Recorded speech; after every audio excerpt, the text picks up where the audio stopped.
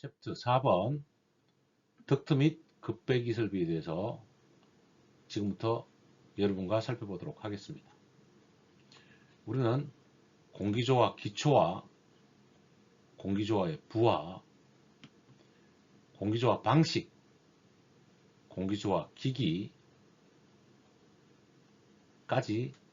여러분과 살펴보았으며, 공기조화에서 만들어진 냉온풍을 실로 공급해주는 덕트 및 급배기에 대해서 여러분과 살펴보고 공부해 보도록 하겠습니다.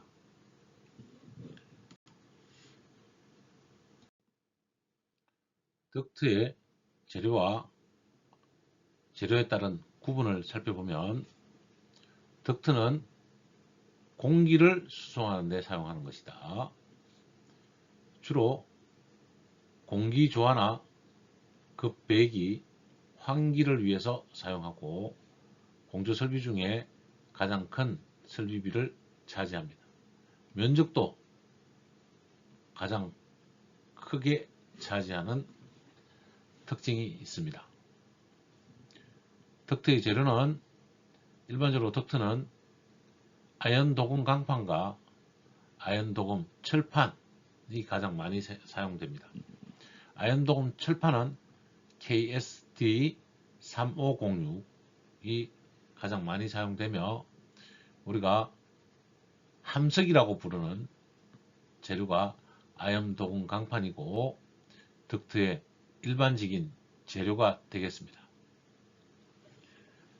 재료에 대한 세부적인 구분은 아연 도금 강판, 함석, 열연 압연, 냉간 압연, 박강판, 얇은 강판도 사용합니다. 세 번째로 알루미늄판, 네 번째로 그라스울 등 네 가지 재료에 따른 구분이 있는데, 아연 도금 강판은 강도가 크며 가공이 쉽고 가격이 쌉니다. 가장 많이 사용되는 재료로 부직성이 적습니다. 일반 공조용과 환기용 덕트에 사용되고, 공조의 케이싱, 풍향조절 댐퍼, 걷기용 루버, 덕트, 행거 등에도 사용이 됩니다. 강판에다가 아연 도금한 것을 우리는 함석이라고 하고, 이것을 덕트에서는 가장 많이 씁니다. 열간 압연, 냉간 압연, 박강판은 고온의 공기 및 가스가 통과하는 덕트, 방화 댐퍼, 연도에 가장 많이 사용하는데, 열연이나 냉간 압연한 박판은 연도에 많이 사용이 됩니다. 알루미늄판은 골판으로 성형해서 플렉시블 덕트에 사용하고요. 그라스울은 섬유를 그라스울이라고 하죠. 그라스울은 단열성이 좋아서 덕트의 단열재 및 허범 재료로 사용하는데, 그라스울로 만들면 파이버글라스 덕트라고 표현을 합니다. 파이버글라스 덕트, 덕트의 재료는 아연 도금 강판, 압연 강판, 알루미늄판, 그라스울 네 종류가 있습니다. 덕트의 크기별로 판 두께를 정해 놓는데, 이 부분은 기억을 꼭 해 두셔야 되고, 덕트가 가로, 세로가 있다면, 긴 변, 가장 긴 쪽에 있는 길이를 기준으로 두께를 정합니다. 그래서 저 장변이 450mm 이하이면 0.5T, 750mm까지는 0.6T, 1500까지는 0.8T, 2250은 1.0T, 2250 초과는 1.2T 강판을 사용합니다. 0.5T는 26번, 0.6T는 24번, 0.8T는 22번, 1.0T는 20번, 1.2T는 18번으로 표현하기도 하니까 살펴두시면 좋겠고, 다시 한 번 더 450ml 이하는 0.5T, 750ml는 0.6T, 1500은 0.8T, 2250은 1.0T, 2250 초과는 1.2T가 됩니다. 자, 저는 외울 때 750과 1500만 기억하면 750 이하는 0.6이죠. 거기에 300을 빼주면 450 이하가 되고 750을 더하면 1500이 되죠. 1500에서 750을 더하면 2250이 됩니다. 750을 중심으로 저는 기억을 하는데 여러분은 나름 필요한 곳에 사용하시면 되겠습니다. 원형 스파이럴 덕트는 1000까지만 있습니다. 왜냐하면 사각 덕트는 얇은 철판이다 보니까 이 철판이 울 수가 있어요. 그러나 원형으로 만들어진 스파이럴은 여기에 이렇게 계속 꼬아나가는 거죠. 이렇게 꼬아나가다 보니까 심이 많아서 이 철판이 잘 찌그러지거나 울지 않아서 강도가 좋아집니다. 각형 덕트이고 원형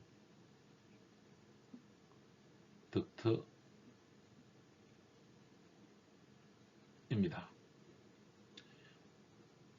자, 그래서 원형 덕트는 750ml까지는 0.6, 1000까지는 0.8, 나머지는 1.0으로 작업을 하고 450은 0.5T로 계산을 하면 됩니다. 고속 덕트에 사용하는 것은 우리가 스파이럴 덕트에서 고속 덕트를 사용하는데 저속 덕트와 고속 덕트는 15 풍속 15m 세크 이하는 저속이고 이상은 고속 덕트가 됩니다. 저속 덕트와 고속 덕트의 풍속 기억해 주시고요. 저속 덕트에는 통상적으로 장방향 덕트를 사용하고 고속 덕트에는 원형 덕트를 사용하는데 우리가 식당에서 고깃집에서 배기를 할 때는 저속 덕트로 원형 스파이럴 덕트를 일반적으로 사용하기도 합니다. 원형 스파이럴 덕트의 직경은 굳이 외울 건데 200, 600, 800, 1000 작습니다. 400만 없고요. 그래서 200은 0.5, 600은 0.6, 800은 0.8, 1000은 1.0, T로 고속 덕트는 원형 덕트, 저속 덕트는 장방향 덕트에 사용한다로 기억해 주시면 되겠습니다.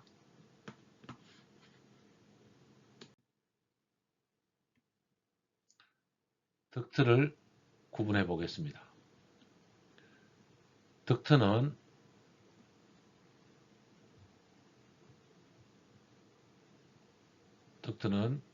풍속에 따라서 사용 목적에 따라서 형상에 따라서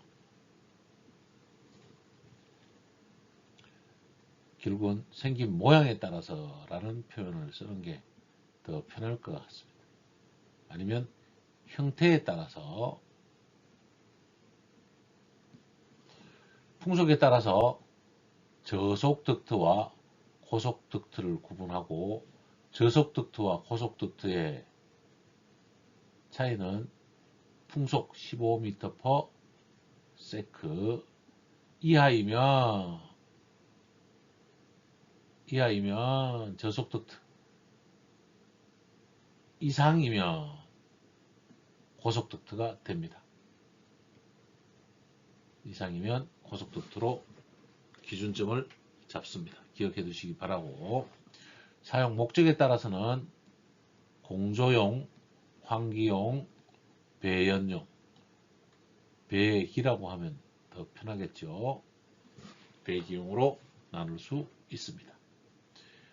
사용 목적에 따른 공조용 덕트는 극기 덕트, 외기 덕트, 환기 덕트, 배기 덕트 이렇게 나눌 수도 있습니다.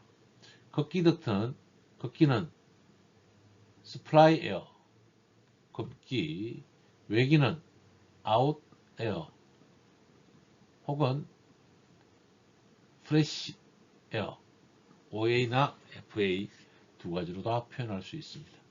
환기 덕트는 리턴 에어, RA, 배기 덕트는 이그저스트 에어, EA 이렇게 표현하기도 합니다. 환기용어로는 일반적으로 급기와 배기만 있을 수 있습니다. 이 급기와 배기는 주방이나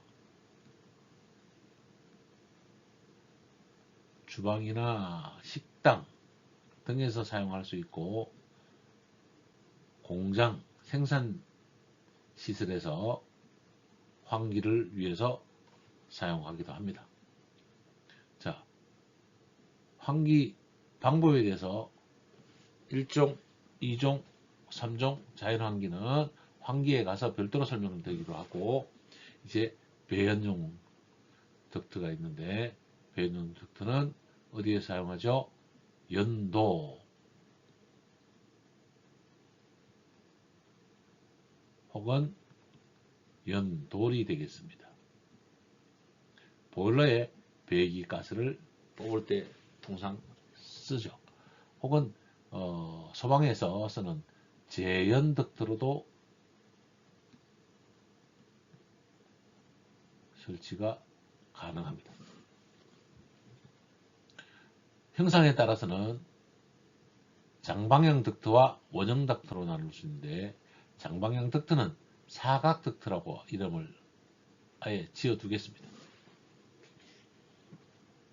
모양에 따라서 사각 덕트와 원형 덕트로 나눌 수가 있고 이 사각 덕트는 아까 말씀드렸습니다. 15m/s 이하에서는 저속에 사용하고 원형 덕트는 고속 덕트에 일반적으로 사용합니다. 원형 덕트는 스파이럴 덕트와 플렉시블 덕트로 나눌 수 있습니다. 덕트를 풍속, 사용 목적, 형상에 따라서 나누어 봤습니다. 세부적인 구분을 보면 1번 풍속에 따른 덕트의 구분은 저속 덕트와 고속 덕트로 나누는데 그 기준점은 풍속이 15m 이하이면 저속 덕트, 15m 이상이면 고속 덕트로 나눕니다. 사용 목적에 따라서 극기 덕트는 스플라이 에어 덕트라고 하고 공조기에서 나온 공기를 실내로 공급하는 덕트이고 배기 덕트는 실내에 오염된 공기를 외부로 배출하는 덕트이고 환기 덕트는 실내 공기를 공조기로 환기하는 덕트이고 외기 덕트는 신선한 외기를 공조기로 도입하는 덕트인데 OA라고도 표현하고 FA라고도 표현한다고 제가 설명드렸습니다. 덕트 형상에 따라서 정사각형인 정방형 덕트가 있고 정방형 덕트, 정사각형 모양이고 장방형 덕트는 직사각형 방향, 원형 덕트는 원형으로 만든 것도 있고 진원이 있고 이렇게 옆으로 타원으로 만들어진 덕트도 있습니다. 스파이럴 덕트는 나선형 덕트라고 하고 일반적으로 원형 덕트는 스파이럴 덕트라고도 표현을 합니다만 구분도 하고 원형 덕트가 거의 스파이럴 덕트다라고 보셔도 좋습니다. 나선형으로 원형 제작한 덕트를 스파이럴 덕트라고 합니다. 플렉시블 덕트는 PVC 재질로 신축성이 있는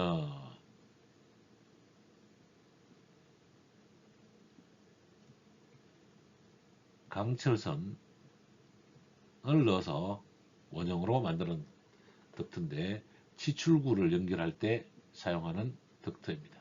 가요성, 플렉시블이 가능합니다.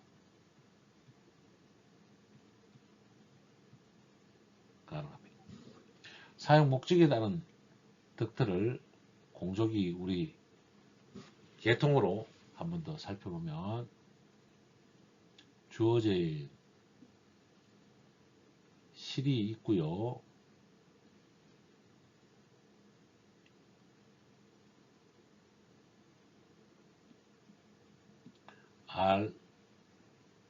RM이라고 이렇게 쓰면 룸이구나 라고 이해를 해주시면 되겠습니다.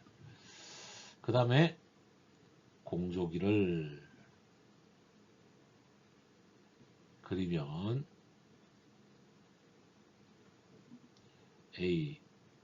HU가 되겠습니다. 스플라이 펜과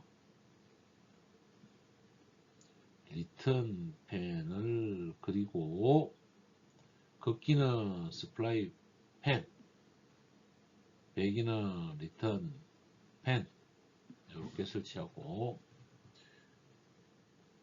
공조기 첫 부분에는 첫 파트에는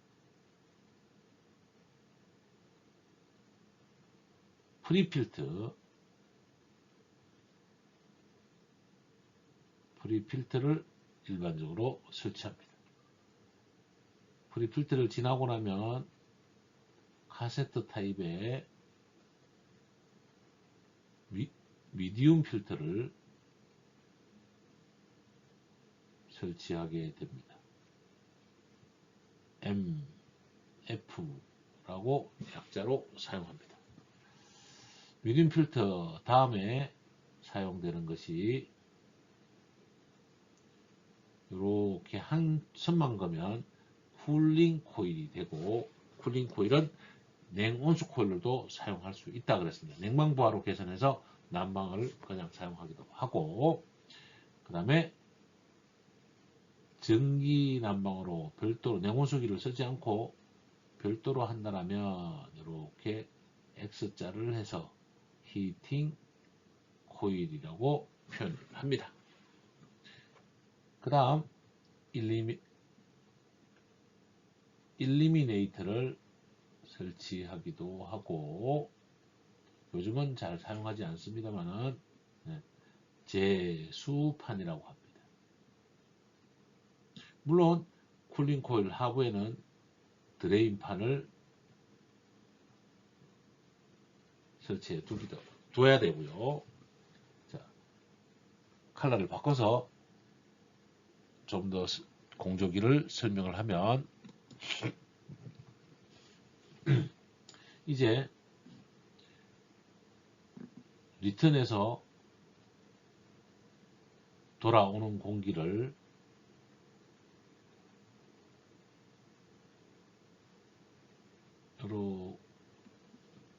이렇게 댐퍼를 설치해서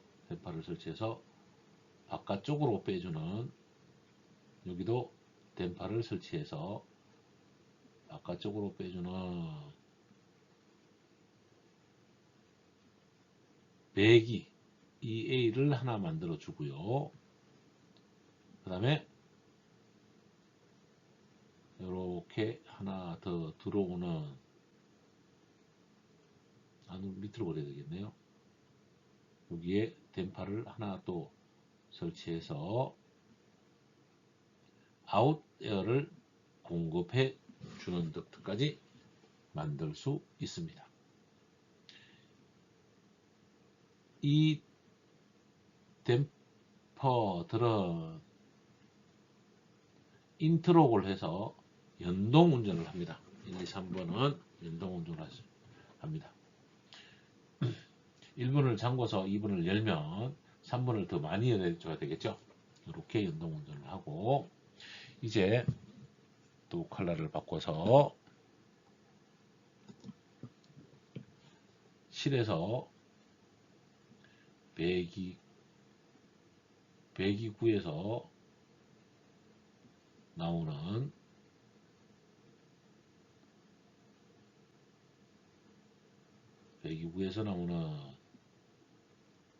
실로 이렇게 리턴 에어에 관한 덕트를 연결해서 흡입 부분은 정리가 되겠습니다.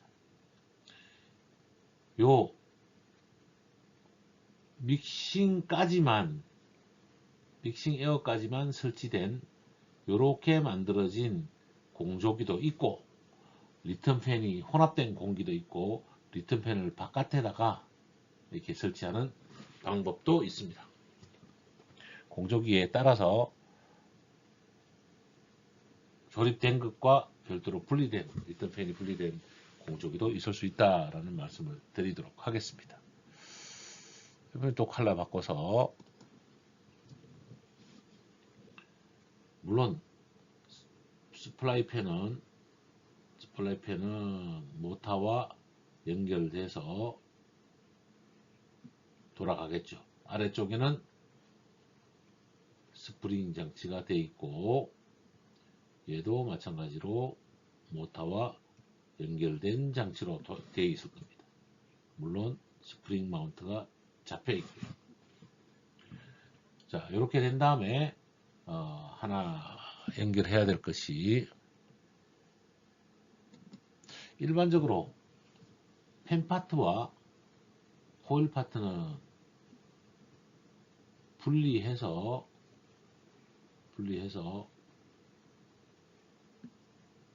캔버스형으로 분리해 주기도 하고, 리턴 덕트가 있는 부분에 들어온다라면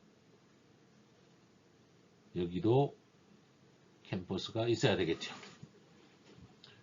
이제 극기 쪽으로 살펴나가면,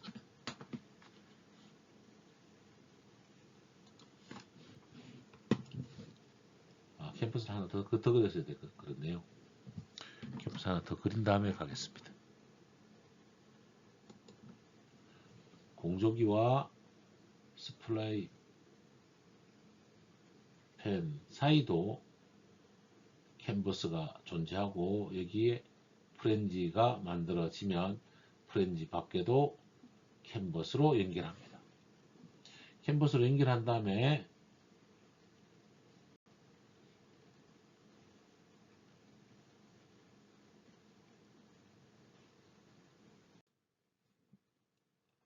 스프레이 팬을 나온 플렉시블을 타고 체인버에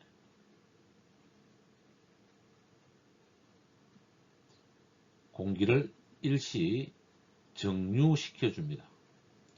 덕트통을 크게 만들어 주는 거죠. 이 챔버는 공기를 정류시켜 주는 것과 소음을 줄여주는 두 가지의 역할을 합니다. 항상 스프레이 에어 팬 공조기 외부 상부에는 체인버를 설치한다, 이렇게 기억을 해주시면 되겠습니다. 이제 스프라이 에어를 공급을 하면 되고, 실내에 치출구를 놓고 아네모스텟이 되든 팬형이 되든 라인형이 되든 설치해서 스프라이 에어 덕트를 설치하면, 공조기의 공급 라인은 정리되었습니다. 이제 각 파트별로 댐퍼를 설치할 수도 있게 되는, 존별로 설치할 수도 있게 되고, 이 스프라이 덕트가 해서 VAV 변풍향 치출구로 설치할 수도 있고요. 이렇게 개념이 잡히면 전체적인 공조 덕트의 덕트 개통까지는 완성이 되었습니다. 이렇게 보면 이 덕트는 풍속이 사각형 덕트면 15m가 이하가 될 것이고, 각형 덕트면, 원형 덕트면 15m/s 이상이 될 겁니다. 통상 저속 덕트에서 10m/s로 동작하는 경우가 많이 있습니다. 원형 덕트의 사용 방법에 의하면, 사각 덕트의 이용 방법은 별도로 스마크나 공법이 있어서 스마크나 공법은 별도로 설명드리도록 하고, 요 원형 덕트를 하는 방법은 철판 접어서 원형으로 만든 다음에 여기를 용접해버리면 끝나는 것이고요. 근데 용접은 생각보다는 철판이 얇아서 하기가 어려우니까, 물론 압착형으로도 가능합니다만은, 요 부분을 키워보면 요렇게 접힌 이음이라는 거죠. 이렇게 해서 원형 덕트를 만들어내는 요 이름을 뭐라고 한다? 글로우브 시음이라고 합니다. 글로우브 시음. 각형 덕트 만들 때도 그렇게 만들 수 있습니다.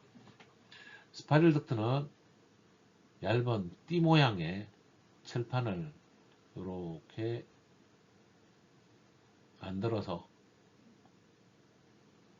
철판을 이렇게 만들어서 넣겠죠. 이쪽에 오는 철판이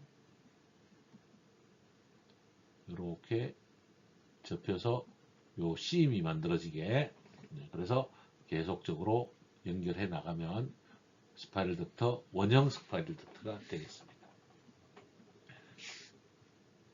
덕트와 실내 취출구 사이에 요 부분을 확대해서 보면, 이렇게 확대해서 보면 건물의 구조체가 있고요. 우리는 천장, 실링이라고 하는 천장이 있습니다. 이 천장에 취출구가 놓일 것인데, 이 취출구와 덕트에서 연결할 때 사용하는 덕트가 요 플렉시블 덕트가 됩니다. 플렉시블 덕트를 이렇게 가요성이 있게 연결하고 체결해주면 정리가 됩니다. 플렉시블 덕트는 통상 2m 이내에서 설치하는 것이 바람직합니다. 덕트의 구분에 대해서 상세히 설명드렸는데, 복잡한 듯이 보이지만 이해만 하면 심플하게 할 수 있습니다. 여러분이 보시는 공조, 개통을 여러분 스스로 그릴 수 있을 정도로 연습도 한번 해보시면 전체적인 이해를 하는 데는 굉장히 큰 도움이 되실 거라고 생각이 됩니다. 감사합니다. 덕트 내의 각종 계산을 살펴보면, 일단 풍량과 풍속, 정압에 대해서 세 가지를 우리가 가지고 동력을 계산할 수 있는 양이 됩니다. 첫 번째, 덕트 내의 풍량과 풍속에 대해서 살펴보면 Q는 AV가 됩니다. 야동 아니고요. A는 4분의 파이 D 자성의 속도 V가 되겠습니다. 자, 풀어보면 덕트가 있다라면 풍속이 있겠죠. 미터 퍼 세크로 흐르고, 이 풍속이 흐른다면 풍량이 될 텐데 큐빅 미터 퍼 미니트, 세크와 미니트, 큐빅 미터 퍼 아워 잘 기억하셔야 됩니다. 큐빅 미터 퍼 미니트는 CM이라고 하고 큐빅 미터 아워는 CMH라고 표현을 합니다. 그러면 이제 가로와 세로 A와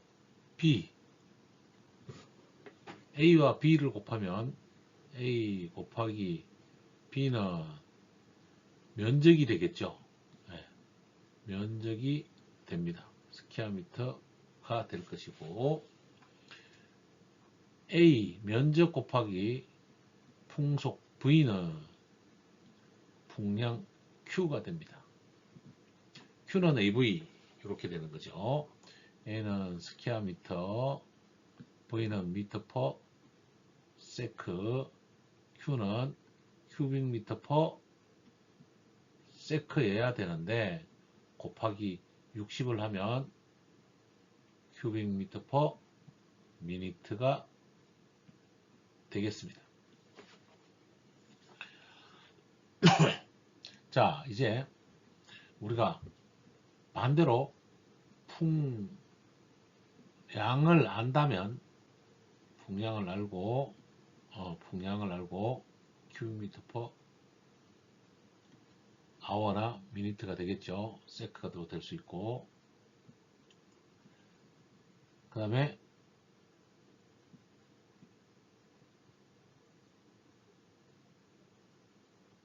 어떤 원형 덕트의 지름을 안다면 면적 A는 4분의 파이 D의 자성이 되겠습니다. 자, 그러면 이제 속도를 곱하면 Q가 될 텐데요. V를 구하고자 한다면 V는 정리하면 Q 나누기 파이 D 자성에 곱하기 4 이렇게 되죠. 그래서 다시 정리했으면 4Q에 나누기 파이와 D 자성 이렇게 쓰겠습니다. 엄밀하게는 얘는 D는 지름이고요. 이렇게 소문자로 쓰면 반지름인데 정확하게는 크게 구분하지 않고 이 부분을 지름으로 표현하기도 합니다. 그래서 면적을 안다라면 바로 정리할 수 있죠. V는 가로 세로가 되면 얘기가 다르죠. Q 나누기 A, 즉 장변 같은 경우는 Q 나누기 A 곱하기 B가 되겠습니다. 또 A와 B가 같다. 정방향 덕트면 Q 나누기 A의 자성이 되겠습니다. 이렇게 우리가 계산해서 정리해 볼 수 있습니다. 두 번째, 연속의 정리. 덕트 내를 흐르는 유체가 다른 단면을 통하면 유체와 질량은 변화가 없다. 유입량과 유출량은 같다라는 말입니다. 그림처럼 풍량 Q가 있다면 단면적이 변화해도 풍량 Q2도 같다라는 이야기죠. 네. 우리가 비중량은 예를 들어서 공기라면 감마1이나 감마2는 같게 되는 거죠. 그래서 얘를 제하면 풍량을 같이 계산할 수 있습니다. 자, Q는 뭐였죠? Q1은 뭐죠? A1, V1이었죠. Q2는 A2 V2다. 이 값이 같다는 거죠. 그러면 A 면적의 완 곱하기 V1은 A2 곱하기 V2가 될 겁니다.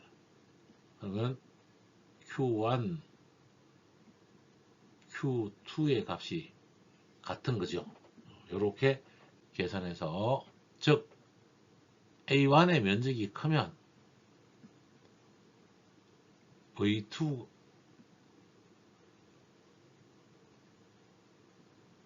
A1의 면적이 커서 속도가 작겠죠. 그러면 A1이 작아지면 V2는 커진다. 예. 면적과 속도는 뭐한다? 반비례한다. 이렇게 설명을 해두면 되겠습니다. 즉 덕트 내의 유입량과 유출량은 같다. 이렇게 정리하고, 감마는 같은 유체라면 비중량은 같으니까 상쇄되어 버리는 거죠. 이렇게 계산할 수 있겠습니다.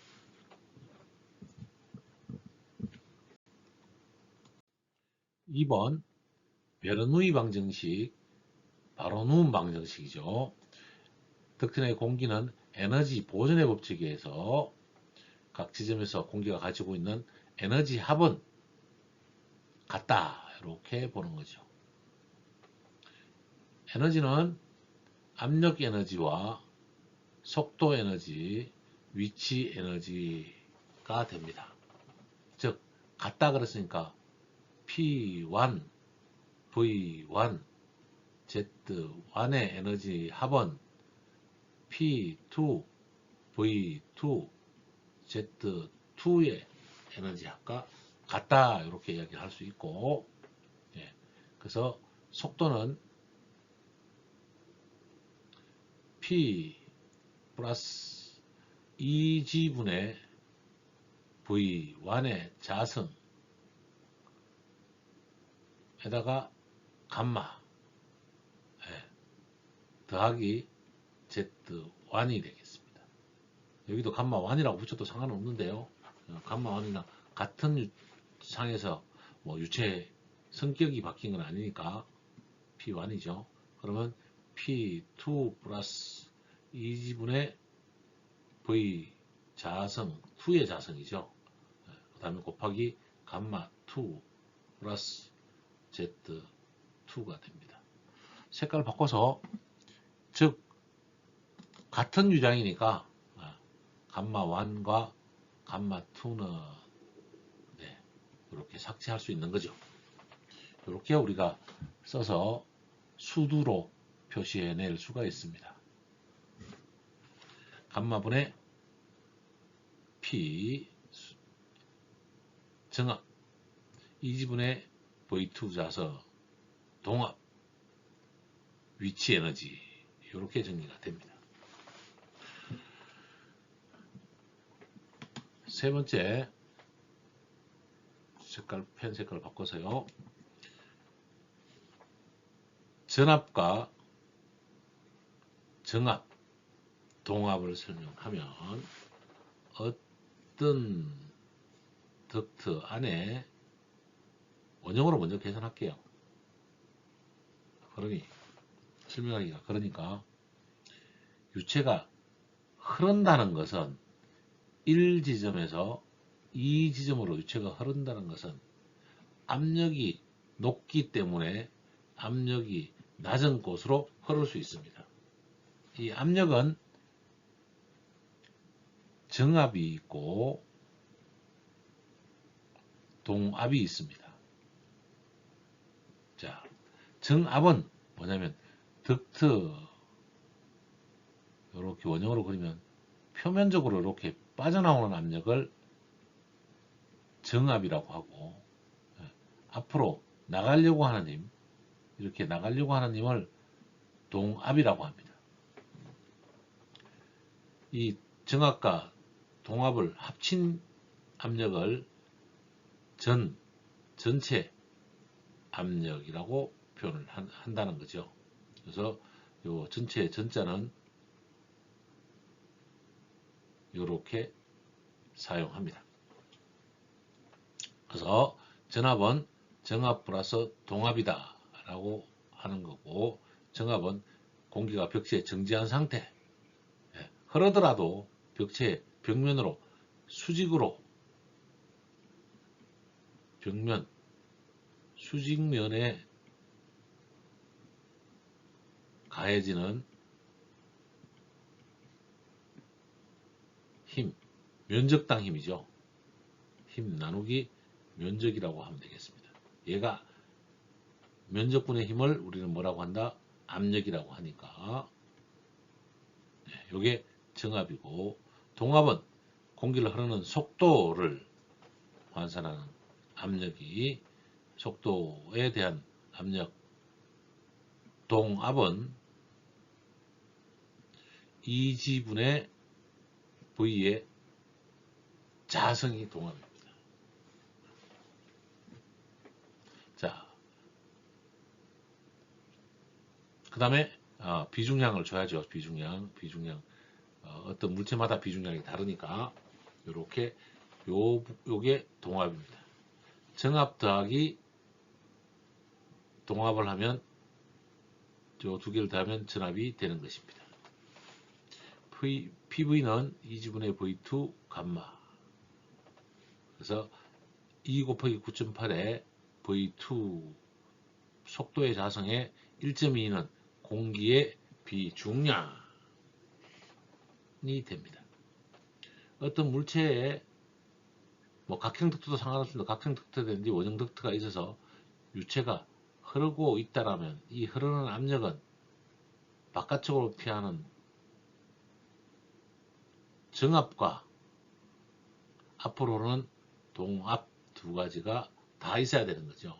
그러면 이제 뭐가 생기죠? 덕트에 마찰 저항이 생기죠. 이 마찰 저항이 여기 오면 정압도 낮아지고 동압도 낮아져서 속도가 떨어지게 되는 영향을 가집니다. 요 아래에 있는 그림은 마노메탄인데, 예를 들어서 여기도 A점, 여기도 A점, 다 A점이라고 표현해야지 지나가서 체크한다는 이야기는 아닙니다. 그래서 상온 대기압 상태일 때 덕트의 수직으로 흐르는 압력을 재면 요게 정압이 됩니다. 정압.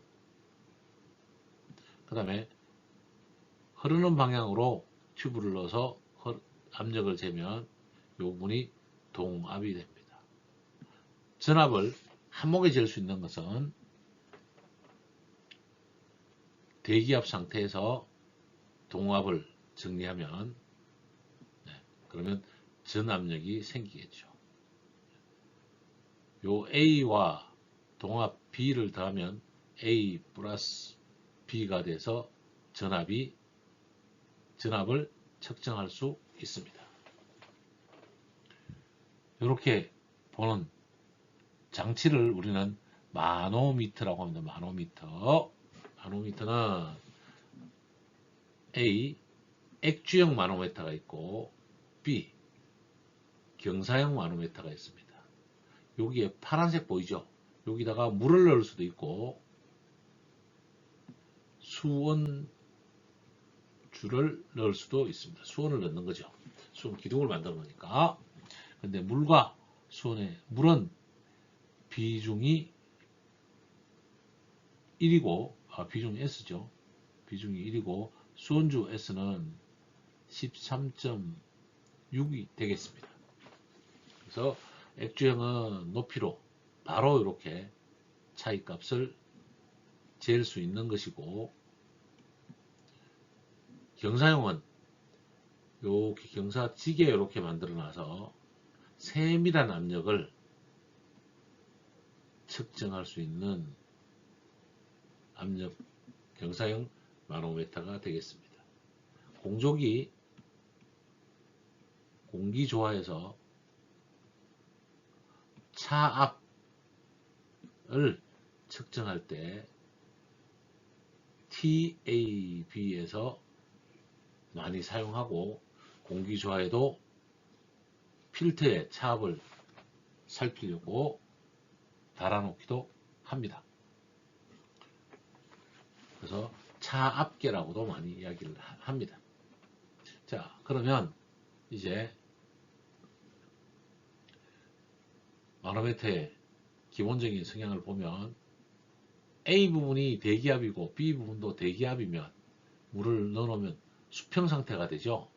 예, 압력차가 없다.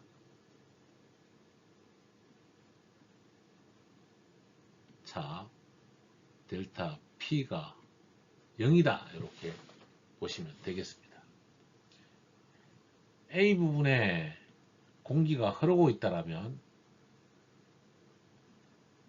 동압과 정압이 있을 거고 이 합진 압력을 전압이라고 한다는 거죠. 전압. 이 압력이 높아져 있으니까 밀어낼 겁니다. 이만큼을 밀어내게 되니까 전압이 올라가게 되는 거죠.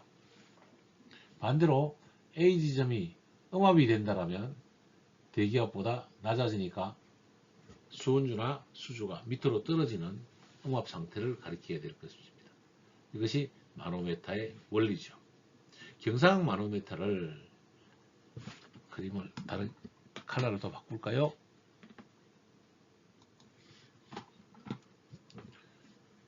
경사각 마노메터 공조기가 있다라면 공조기 AHU가 있다라면 여기에 필프리 필터나 미디움 필터를 설치했다. 그러면 첫 번째 필터 전단 1번 지점에서 압력을 받고 그 다음에 필터를 지난 두 번째 지점에서 압력을 받아서 이렇게 연결하면 당연히 이 1번 지점보다 2번 지점의 압력이 더 높을 겁니다. 이 높은 만큼 요 아래에 있는 유량이 밀려나게 되죠. 그래서 일정 압력 이상 밀려나면 뭘 해야죠? 필터 교체를 해야죠. 요럴 때 쓸 수 있는 마노미터가 경사형 마노미터가 되겠습니다.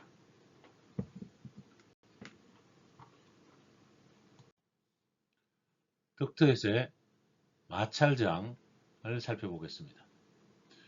덕트는 송풍기 팬에서 공조기가 있으면 송풍기 팬에서 체인버를 타고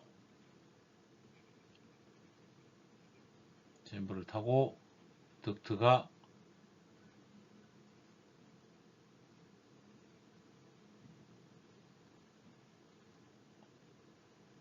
각 지점으로 분기를 하게 되는데요. 두 개만 분기를 할까요?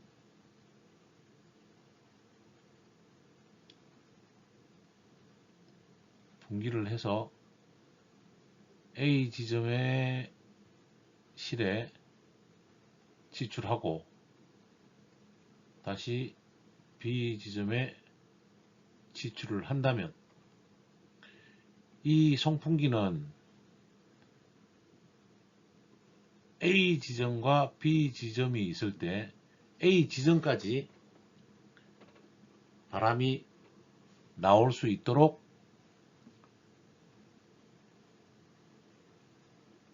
정압이 형성되어 줘야 됩니다. 바람이 흐르는 것은 동압이고 두 개를 합치면 전압이 됩니다. 즉 송풍기 힘이 전체적인 전압 이상 나와야 풍량 Q2가 나오겠죠. 그러면 덕트 직관, 덕트 크기별 직관 엘보 빼고요. 1, L, 2, L, 3, L, 4. 그 다음에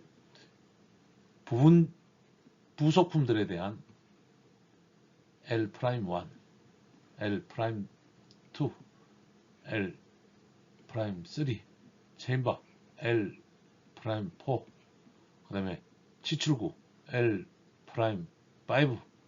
이렇게 된다면 우리는 모든 직관의 저항과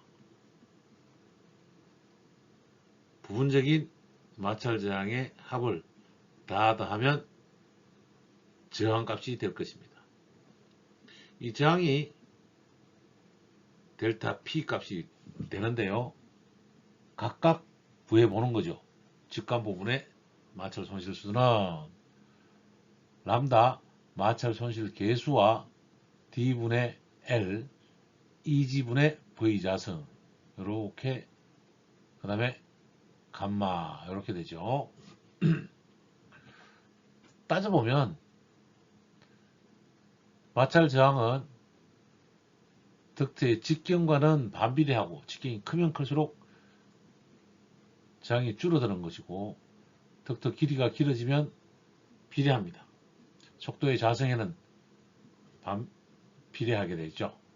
그래서 델타 P는 마찰 손실 계수 곱하기 관 직경분의 관 길이 곱하기 이지분의 풍속의 제곱승 그 다음에 공기의 비중량 이렇게 해서 직관부의 마찰 손실을 구합니다. 각각 다 구해야죠. 델타 P1, 2, 3도 다 구해야 되고 이번에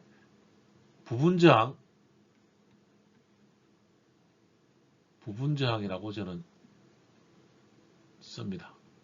국부란 말은 일본말이라서 일본식 용어라서 잘 쓰지 않고요.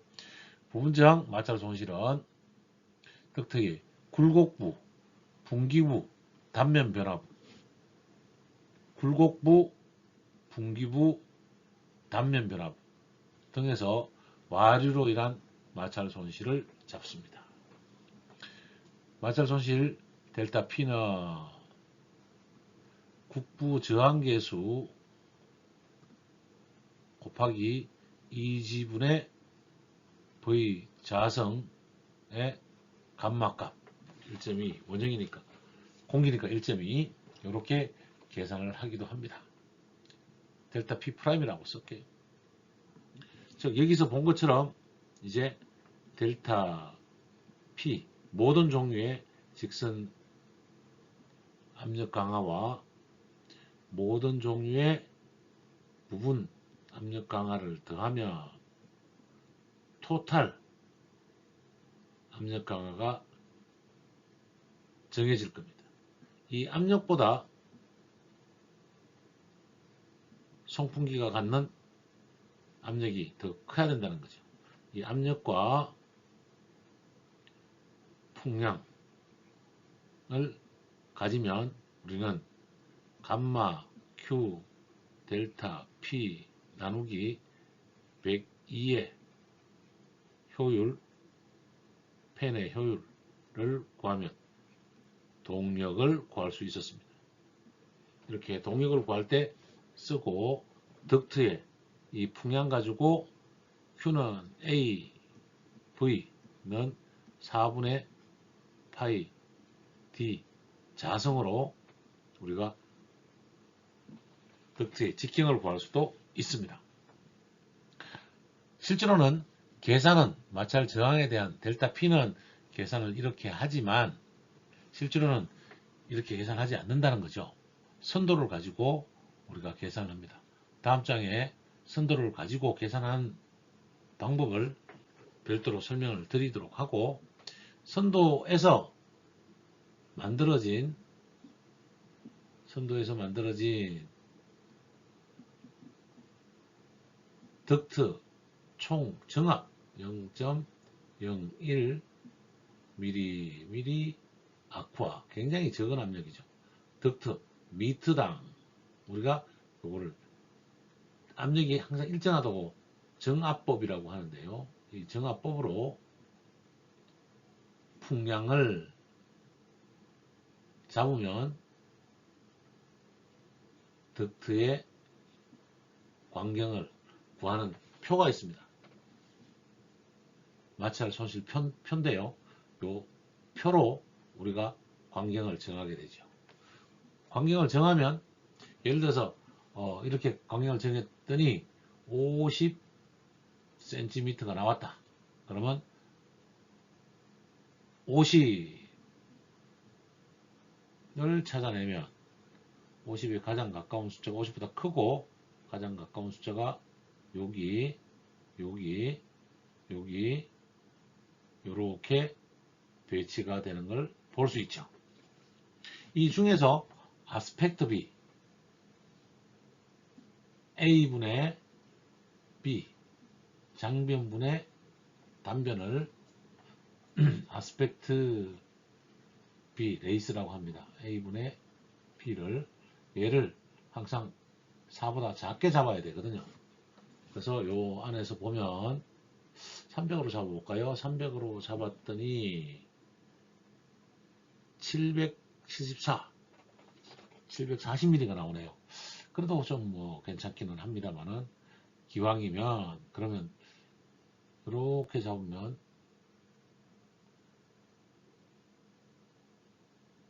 700에 349라서 좀 작네요. 작게 잡기는 그러니까 50단위로 잘라주는 게 좋겠죠.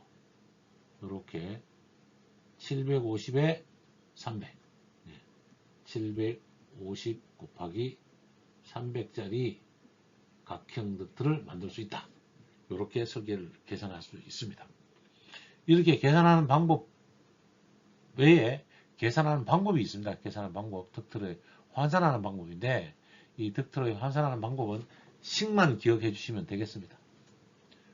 원형 파이는 파이가 300이라면 예를 들면 1.3 대괄호 열고 A 곱하기 B 분의 A 곱하기 B의 5승의 전체의 8분의 1승 이렇게 계산해서 정의를 해야 되겠죠. 자, 근데 문제는 이 값이 이 파이 값을 알고 있다 하더라도 우리는 A 값이나 B 값 두 개 중에 한 개를 알아야 쌍방향 덕트를 계산할 수 있죠. 이렇게 매번 계산하다가 너무 시간이 걸리니까 우리가 이러한 표를 가지고 계산을 해냅니다. 지금은 환산표도 필요 없습니다. 엑셀로 이 환산표를 만들어서 숫자만 집어넣으면 거의 바로 나올 수 있도록 예를 들어서 한 병값만 집어넣으면 300으로 집어넣으면 다 쫙 예를 들어서 이렇게 나올 수 있고 뭐 400 다이아로 쭉 집어넣으면 여기에 해당되는 이렇게 하면 뭐가 되죠? 덕트가 윗부분은 일정하게 만들어 놓고 예를 들어서 A 부분까지는 500덕트로 오다가 B 부분은 400덕트로 줄이고 C 부분은 300덕트로 줄이는 이러한 덕트를 만들어낼 수 있죠. 가로폭은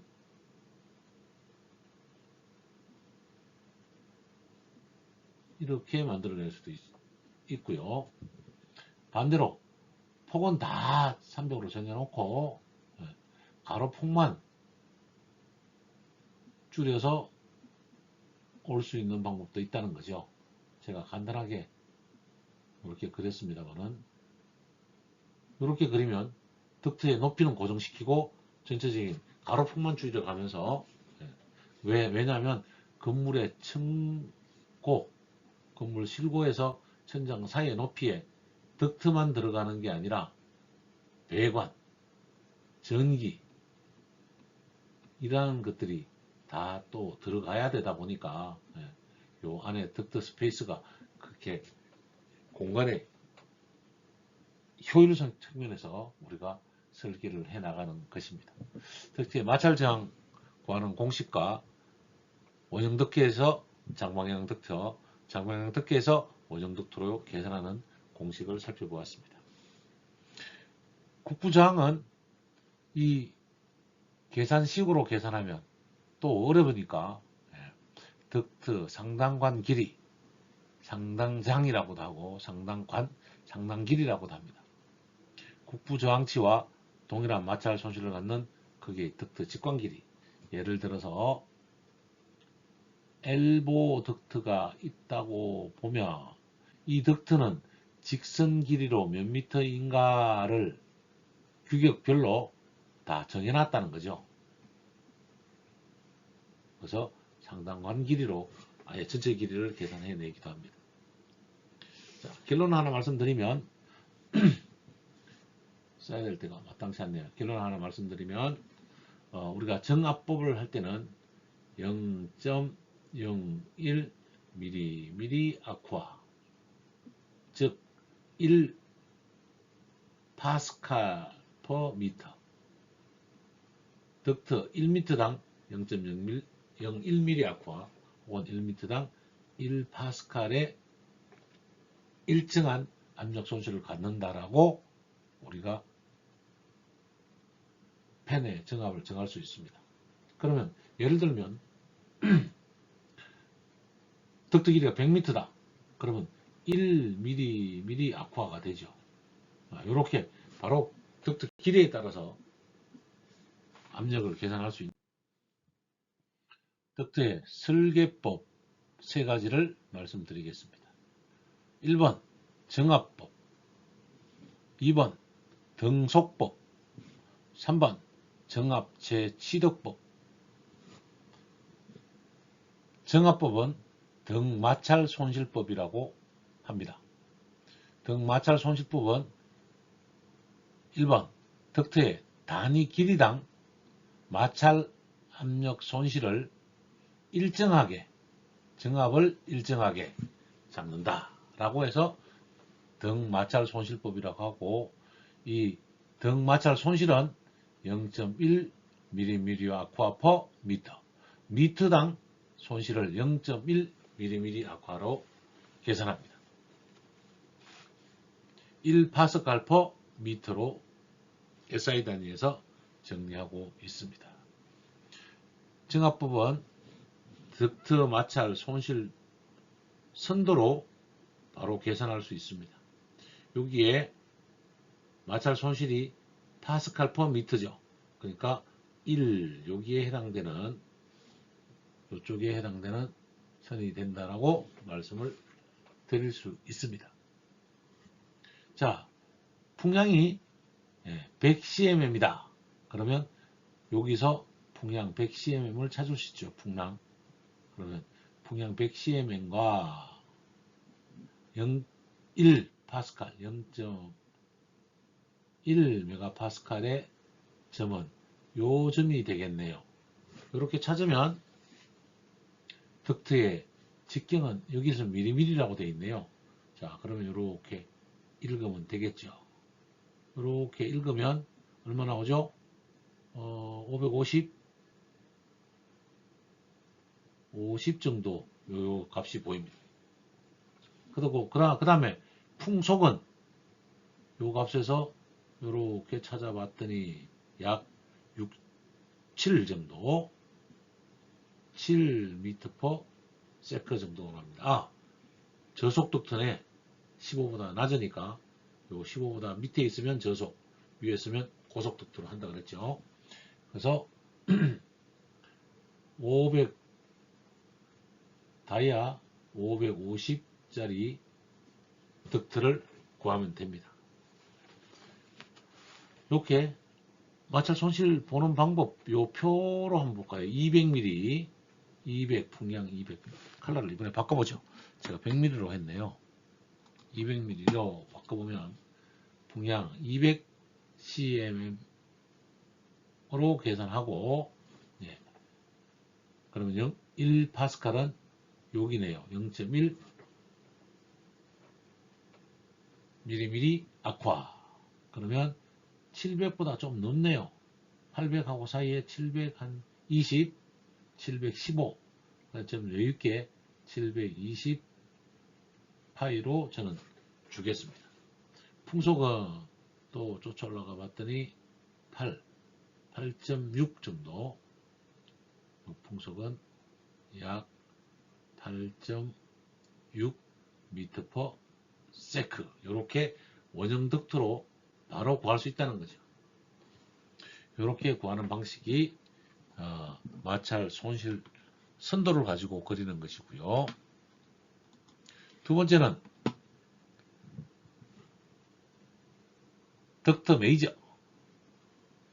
일본에서 만들어진 덕트 메이저가 있습니다. 원형으로 생긴 거 다음 장에서 보여서 사용 방법도 그릴 텐데, 네.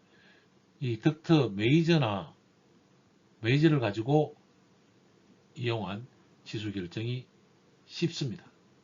근데 이거마저도 마찰 저항 선도나 덕트 메이저로 하지 않는다는 거죠. 요새는 엑셀용 프로그램이 워낙 많이 나옵니다. 풍량, 예를 들어서 풍속만 넣고 아스펙트 B만 넣어주면 풍량 얼마, 풍속 얼마 넣어주면 가로 곱하기 세로 덕트 사이즈가 바로 나와버린다는 거죠. 이러한 프로그램들이 있으니까 이따 또 소개해 드리도록 하고요. 말따도록 갈수록 풍량과 풍속이 감소되어서 소음의 문제가 적습니다. 풍량과 풍속이 감소된다는 것은 안 좋다는 이야기죠. 최고 끝집에서는 춥거나 덥다는 이야기가 되어버리고, 가까운 집에서는 더울 때 더 더워져 버리고 추울 때 더 추워지는 풍량의 조절이 어렵다는 이야기입니다. 시출구에서 압력이 가깝게 되므로 조정이 어렵습니다. 정압법은 그래서 만들어진 게 정압제치덕법인데요. 이거보다는 정압법으로 설계하고 VAV 댐퍼를 써서 실온과 풍량을 조절해서 실의 온도를 컨트롤하는 게 훨씬 더 좋은 방법이 됩니다. 두 번째, 등속법은 정속법이라고도 하고 덕트 각 부분의 풍속을 일정하도록 설계하는 방법. 즉, 나는 풍속을 20으로 할 거야 라고 이렇게 정했다라면 이제 풍량 가지고 100이면 이 풍량이 정하겠죠. 200이면 이 풍량에서 덕트 사이즈를 구해낸다는 거죠. 이렇게 하는 이유는 딱 편하게 말씀드리면 정답은 4번에 있습니다. 일정의 풍속이 요구되는 분체 수송, 공장 환기되어 있습니다. 분체 수송이라고 하면 밀가루 공장, 고춧가루 공장, 시멘트 공장 이런 분체를 이송하는데 쓰려면 풍속이 똑같아야 가루가 가라앉지 않고 계속 날아가게 되는 거니까요. 그래서 구간별로 마찰 손실이 움직인다는 거죠. 마찰 손실이 이렇게 움직여 간다는 거죠. 그러면 즉 이 안에 움직이겠네요. 속도가 정해지면.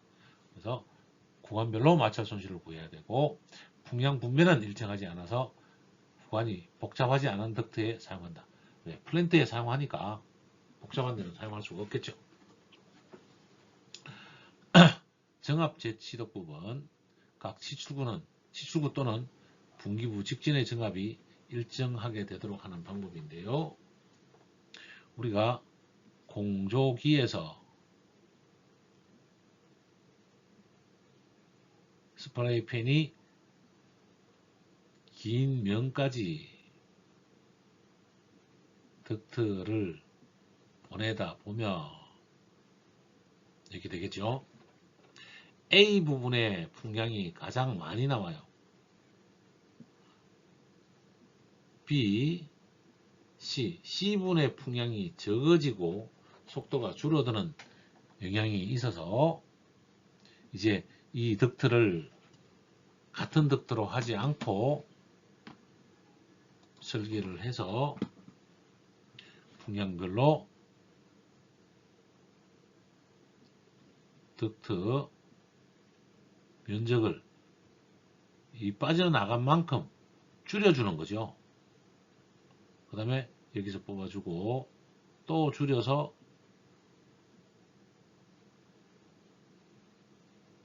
나가게 해주는 방법으로 정합법을 했는데, 정합 재취득법은 자 어쨌든 A, B, C의 모든 풍량은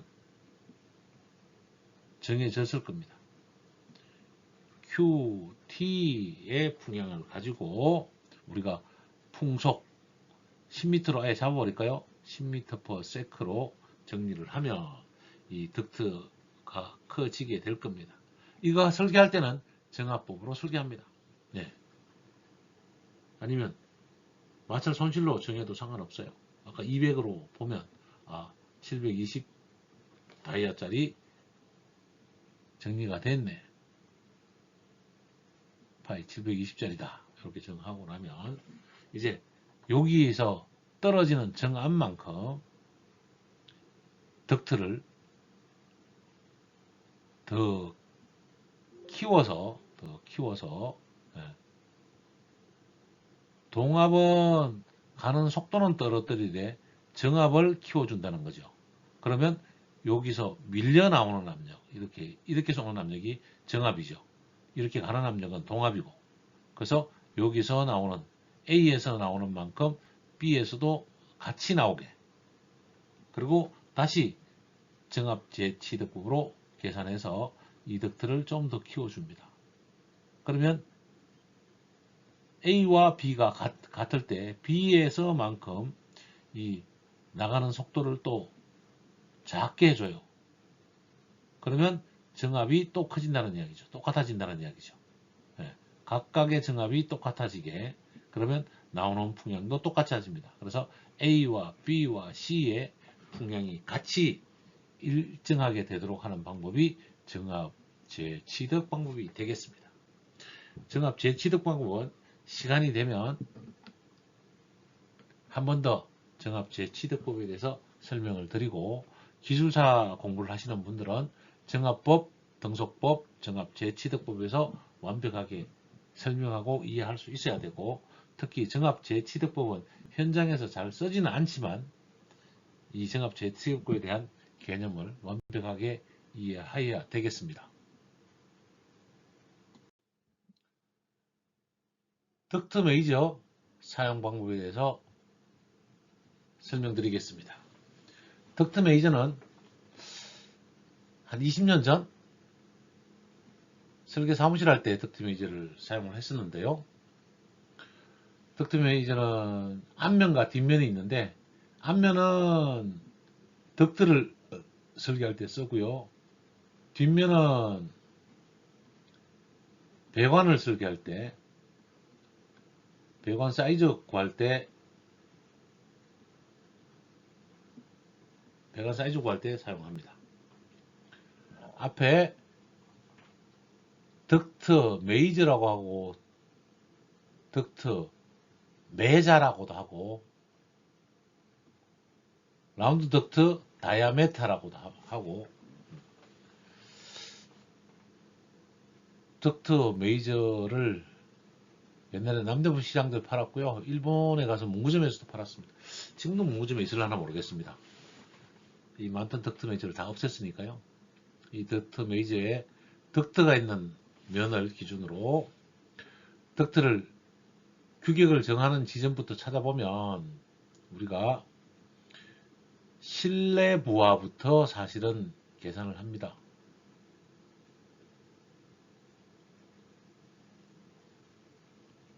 실내 부하는 현열과 잡열로 나눌 수 있죠.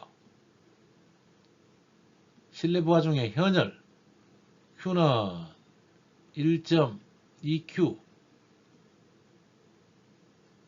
비열 0.24 곱하기를 안 해줬네요. 온도차 약 10도. 물론 선도를 보고 정합니다만은 약 델타 T를 10도로 정도로 잡으면 풍량을 정할 수 있습니다. 그래서 풍량은 현혈부하 나누기 0.288 곱하기 10도 이렇게 정하면 현혈부하 나누기 2.8 해버리면 나오는 거죠. 2.88. 그래서 풍량을 정하고요. 잠열은 QL은 597.5 곱하기 감마 비열이죠. 그 다음에 풍량 곱하기 x2 x1 이렇게 해야 1.2Q 죄송합니다. 1.2Q G 요게 전체적 G에다가 감마량이죠. 그래서 풍량은 현열에서 구한다. 현열이 3600 큐빅미터 per hour면 이 값은 뭐라 했죠? CMH죠. CMM으로 나누면 60cmm이네요. 이렇게 보도록 하고 풍량 단위를 환산해보면 초당으로 나누면 1큐빅미터가 되고 1000리터 per sec가 됩니다. 자, 1000리터 per sec를 여기서 10의 자성이고 10의 삼성이니까 여기가 0.1 여기에 1000리터네요. 여기에 1000리터가 될 것 같습니다. 여기 풍량을 먼저 잡고 현열에 대한 풍량을 먼저 잡고 이제 우리가 델타 P 아래쪽에 있는 요 선 중에서 0.1mm 아쿠아를 요 선과 여기 돌아가거든요. 요 노란 선이 이렇게 왔다 갔다 돌아갑니다. 그래서 요 선과 요 지점을 맞추면 저항값을 딱 일치시키면 여기 삼각형 아래 요거를 확인할 수 있는데 지금 예제로는 여기가 45 요 숫자가 45란 이야기입니다. 45cm입니다. 덕트 H를 쓴 지가 하도 오래돼가지고 단위가 좀 틀릴 수도 있지만 현재 설명대로 혹시 단위가 틀리면 단위는 이해하시고 덕트 H를 사용하시면 되겠습니다. 2년 전에 제자가 덕트 H 쓰는 걸 가르쳐 달래서 직접 보면서 확인을 해줬었는데 좀 기억이 가물가물해집니다. 이제 나이가 되니까. 자, 그 다음에 요 덕트 아래 45 요걸 확인하면 자 반대편에 오면 요 값 1값을 이렇게 또 읽어보면 1번의 값을 평행할지 모르겠습니다. 요게 1mm 아쿠아 0.1mm 아쿠아 1파스칼 미안합니다. 메가 아닙니다. 1파스칼 값을 잡으면 여기 풍량이 3600cmh라는 이야기죠.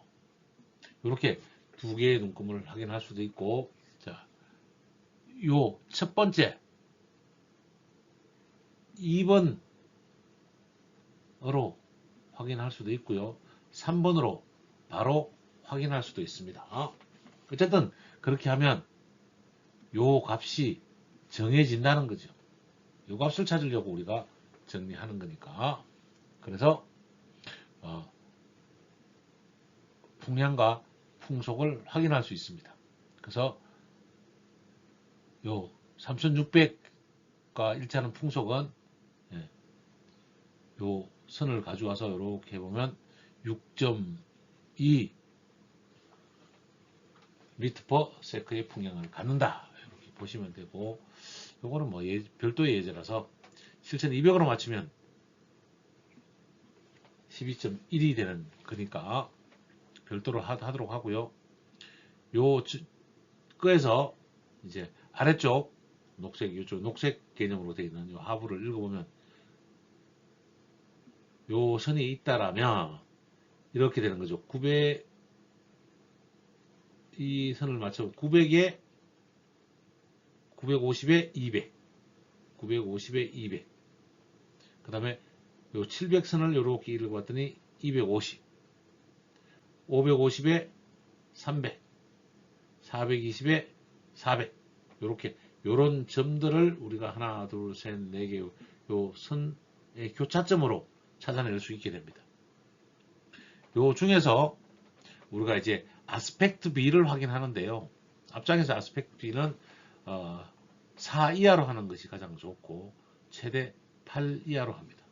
직사각형으로 하면 좋기는 하겠지만 대형 덕트이면 이 높이가 커져서 건물 층고에 영향을 받습니다. 건물 층고에 영향을 받으면 덕트 때문에 건물 높이가 높아져서 층수는 안 늘고 높아져서 건축주 입장에서는 공사비가 올라가는 불편함이 생겨서 우리는 덕트를 4 이하로 맞추는 게 가장 좋다. 통상 2에서 3 정도로 맞추는 게 가장 좋은 방법이죠. 공기를 위해서는 정방향이 가장 좋으나 4 이하, 2에서 3 정도로 맞춰서 정리합니다. 근데 아까도 설명했지만 덕트는 가장 클 때는 조금 가로 방향을 좀 줄여주기도 합니다. 이런 식으로 줄인다는 거죠. 더 크게 할까요? 이런 식으로 브런치를 만들어서 줄여주는데요. 가로축을 보면 가로축은 한 방향만 줄이겠습니다. 물론 이렇게 줄이지는 않으니까요. 이렇게 늘어나는 형태를 갖습니다. 근데 이 높이가 예를 들어서 뭐 500이다. 그러면 이 폭을 줄였을 때 다 500으로 맞추고 이게 완전히 줄었을 때는 내려서 이쪽을 뭐 300으로 맞춘다. 300, 500, 700, 1000 이런 기본 단위로 맞춰가지고 정리하는 게 가장 좋겠죠. 가장 높은 덕트의 층에 따라서 높이에 따라서 위로 전기 트레이가 올라가거나 설비 배관이나 소방 배관들이 연결되기 때문에 일단 이 가로폭을 먼저 정하는 게 더 좋습니다. 그래서 이 정해진 950이나 950에 200이나 700에 250이나 550에 300이나 400에 420에 400은 역전됐습니다. 이게 장변으로 하면 되겠죠, 그러면. 근데 저는 550폭을 정했단 말이죠. 높이를. 그러면 요 작은 풍량이 좀 작네요. 550의 가로폭을 죄송합니다. 높이를 300으로 잡았으니까 이쪽 폭을 550으로 하겠다. 이렇게 정리하는 겁니다. 그래서 덕트 사이즈를 550에 300으로 정했습니다. 저는. 그래서 덕트 설계가 끝나고 나면 A 부분에 3600 cm HA 풍량이 흐르고 풍속은 6.02 미터 퍼 세크로 흐른다면 풍속은 뭐 따로 계산 등속법이 아니니까 15m 넘어가는지만 우리가 보려고 하는 거고요. 그러면 덕트 사이즈는 500에 550에 300짜리 사이즈로 정했다. 이렇게 확정하는 겁니다. 덕트 메이저 보는 방법이 어렵지는 않으나 한번 직접 실험해 놓은 게 가장 좋습니다. 정리를 하면 현열로 풍량을 정합니다. 두 번째, 델타 P 1파스칼로 원형 덕트 사이즈를 구합니다. 세 번째, 가로, 세로의 길이를 정해서 덕트를 각각 설계해서 나가면 되는 겁니다. 이렇게 덕트 메이저에 대해서 설명을 드렸고요. 덕트 메이저의 조합은 유량이 양쪽에 같이 있다. 그 다음에 아래쪽에는 정압이 있고 이쪽에서 원형 덕트의 사이즈가 있으면 가로와 세로 값으로 장변과 단변의 치수를 읽어내는 겁니다. 이렇게 정리하면 되고, 요 풍량에 따라서 아스펙트 레이스 값을 잡아서 정리하면 되겠습니다.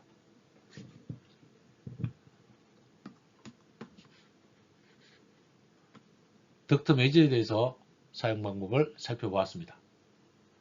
정확한 사이즈는 미리, 센티미터, 풍량 등은 정규 규격이 아닐 수 있으니 참고해 주시기 바랍니다. 덕트 메이저에서 배관 메이저, 뒷면에 있는 배관 메이저를 이용해서 배관을 사용해 보도록 하겠습니다. 배관 메이저에서 유량, 요 유량을 가지고 요 몸판은 돌아다닙니다. 그래서 배관의 미터당 마찰 손실수를 찾아내면, 그래서 유량과 마찰 손실수, 여기가 500이라고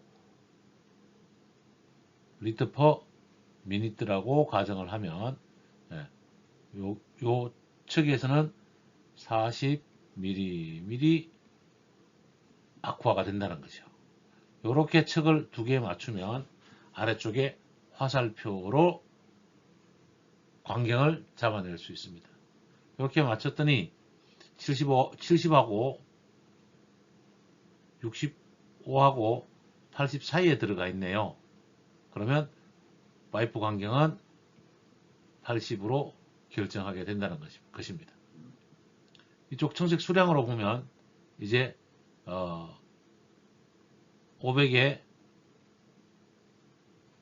40을 맞추면 40을 맞춰봤더니 유속이 1.65 m/s가 나오더라는 거죠. 이렇게 유속까지 구할 수 있는 메이저를 살펴보았습니다. 파이프 메이저 계산이 너무 간단한가요? 근데 이 메이저를 안 쓰게 된 이유가 이러한 간단한 프로그램들이 엑셀 형태로 만들어져서 나오고 있기 때문에 그렇습니다. 덕트 메이저 대신 풍속을 주고 풍량을 주고, 풍속 10m 줬죠. 덕트 깊이 줬더니 정압 덕트의 가로와 세로, 그러면 가로 750에 세로 500짜리 덕트가 바로 계산식으로 만들어져 버린다는 거죠. 이렇게 바로 나오는 계산 기들이 있기 때문에 굉장히 쉽습니다. 유량과 속도와 그러면 장비의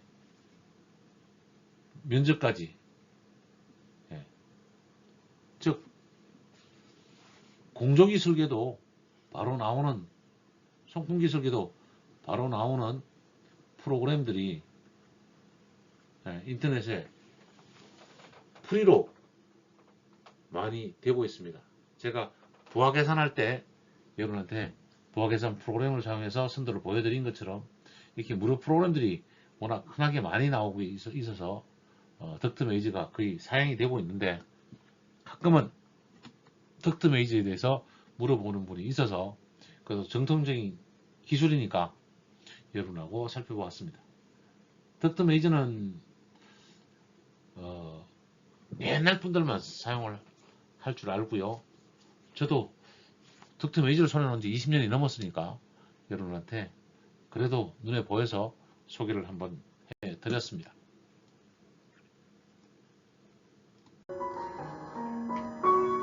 공조 냉동 기술은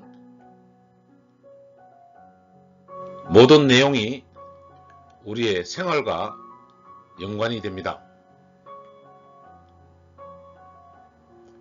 반복 학습하여 공조 냉동의 전문가가 됩시다.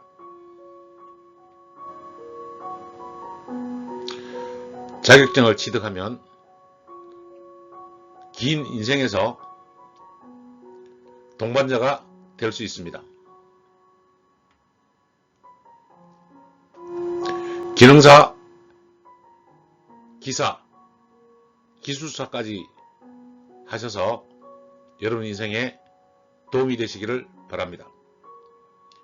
경청해 주셔서 감사합니다.